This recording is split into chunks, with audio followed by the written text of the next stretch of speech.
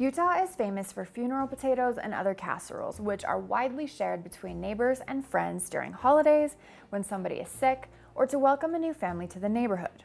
And the government does not care. There's no push to regulate and micromanage this part of neighborly life. Food is freely shared, but only as long as it's free. If a payment is made, suddenly government regulations kick in. And until recently, people producing food in their backyard or on their small farm were subject to substantial regulations, from the ingredients used to the type of equipment in their home kitchen.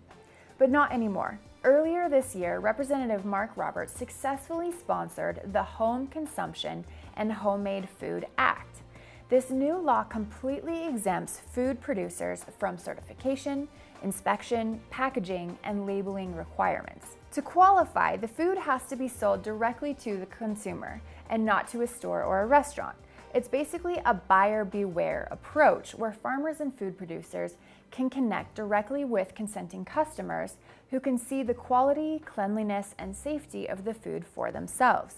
Then the transaction can take place directly and more inexpensively without the costly compliance to regulations added on top.